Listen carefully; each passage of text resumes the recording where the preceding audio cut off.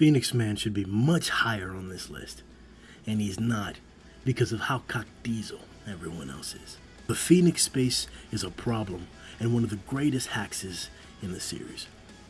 It resembles God's proposals in that you're brought to a different mental space.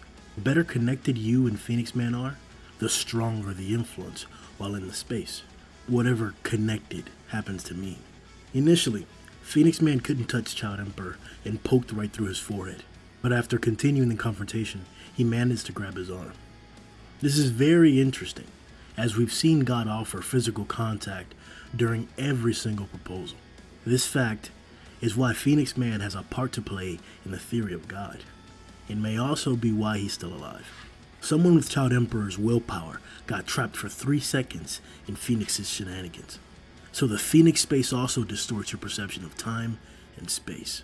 Imagine seeing Phoenix from afar, and he puts you under his spell until he's close enough to deal a fatal blow. It's an effective tool no matter the opponent, well outside of Saitama. His Resurrection Light is another hack that would normally help him place much higher on the list. As was presented in the story, the guy can functionally raise an army of undead exceptionals. Imagine a timeline where Phoenix Man surfaced with the Cadres and revived Gums, Fear Ugly, an excommunicado homeless, and Orochi himself. We could even potentially see some zombie-like tactics that disregard their own safety in order to make the final kill. We may have squandered a crazy potential storyline if Phoenix Man doesn't get a chance like Black Sperm has. Those are just 2 dangerous potentials in a fight with Phoenix Man, but he has an entire arsenal available. From his chest and his wings, he can expel a powerful heat wave that's omnidirectional and can also be focused. Them wings work too. He can fly. One advantage he has over Black Sperm is that he can also transform at will. His Prominence form, the Falcon form, and the Penguin form all offer different advantages. His Prominence mode gives him a great boost of physical strength, as seen when he countered a fist from Brave Giant and sent him flying. It also lets him control heat output all the way up to 10,000 degrees, at which point he is then the strongest physically. He also likes to use conduction to transfer any heat when making contact with opponents, enough to melt through Brave Giant himself. The Prominence form also has incredible durability, as it tanked the giant fist strike through hundreds of floors and transformed after. He did not die. His Falcon form is his speed. Combined with flight, he becomes one of the most mobile dragons in the series.